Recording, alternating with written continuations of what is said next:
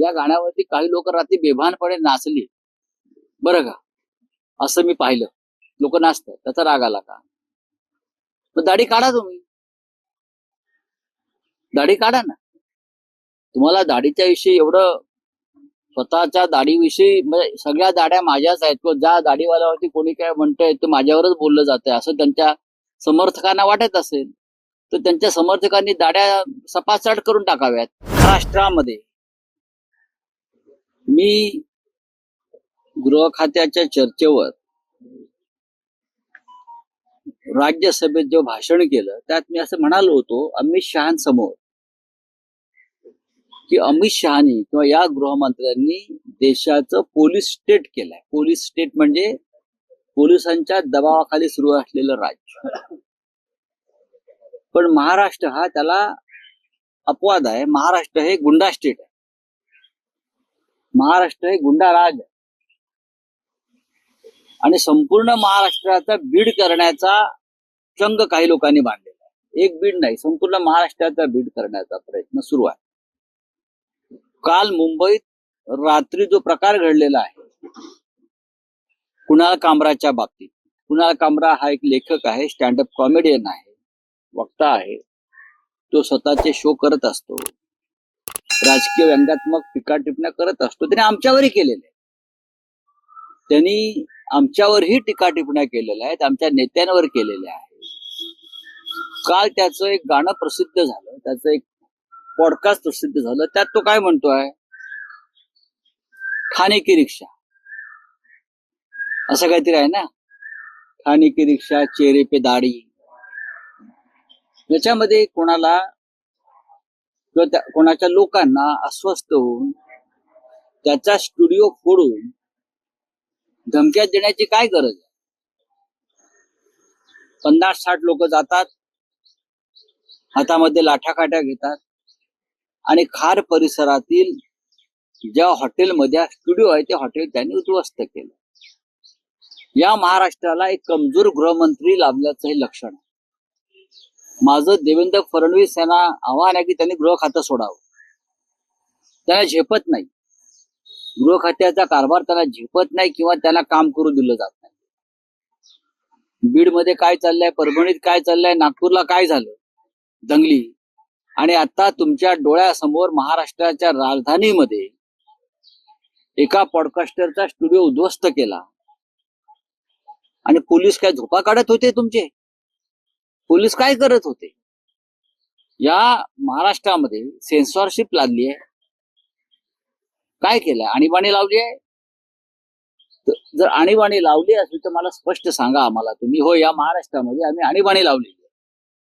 कलाकारांना, साहित्यकांना, लेखकांना, कॉमेडियन्सना त्यांचे कार्यक्रम आम्ही टीका टिप्पणी करू देणार नाही, लिहू दिलं जाणार नाही, बोलू दिलं जाणार नाही, हे त्यांनी स्पष्ट सांगावं. माझं देवेंद्र फडणवीसांना एक आव्हान आहे की नागपूरच्या दंगलखोरांच्या संदर्भात त्यांनी सांगितलेलं आहे, दंगलखोरांना सोडणार नाही आणि जे नुकसान झालेलं आहे ते दंगलखोरांकडून आम्ही त्याची भरपाई करू. काल रात्री खारमध्ये दंगलखोरांनी जे नुकसान केलेलं आहे त्या दंगलखोरांना तुम्ही सोडणार आहात की नाही, आणि जे नुकसान झालंय ते तुम्ही या दंगलखोरांकडून भरून घेणार आहात की नाही, हा एक सामान्य जनतेचा प्रश्न आहे. महाराष्ट्राच्या राजधानीत तुम्ही गुंडाराज चालवताय. बरं, अशा प्रकारची गाणी निवडणूक काळामध्ये सगळ्यांवरच आलेली आहेत. रिक्षावाला, दाढीवाला, गद्दार, गुवाहाटी, तुम्ही गाणी पहा त्या काळातली, आमच्यावर केली आहेत, त्यांच्यावर केली आहेत, केलेली आहेत ना. मग आता एवढी सुरसुरी का आली काही लोकांना? कशा करता आली? हे गाणं जे आहे त्यात कोणाचा उल्लेख नाहीये, कोणाचं नाव नाही. या गाण्यावरती काही लोक रात्री बेभानपणे नाचली बरं का, असं मी पाहिलं. लोक नाचतात, त्याचा राग आला का? मग दाढी काढा, तुम्ही दाढी काढा ना. तुम्हाला दाढीच्या विषयी एवढं, स्वतःच्या दाढीविषयी म्हणजे सगळ्या दाढ्या माझ्याच आहेत, किंवा ज्या दाढीवाल्यावरती कोणी काय म्हणतंय ते माझ्यावरच बोललं जातंय असं त्यांच्या समर्थकांना वाटत असेल, तर त्यांच्या समर्थकांनी दाढ्या सपासट करून टाकाव्यात. काय चाललंय या राज्यामध्ये? महाराष्ट्राच्या गृहमंत्र्यांना गृह खातं चालवणं झेपत नाहीये, हे स्पष्ट दिसतंय.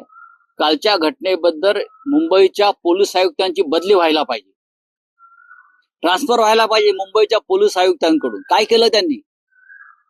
हा संपूर्ण कट 1.5 तास 2 तास आधी सुजला होता. काय करत होते मुंबईचे पोलीस?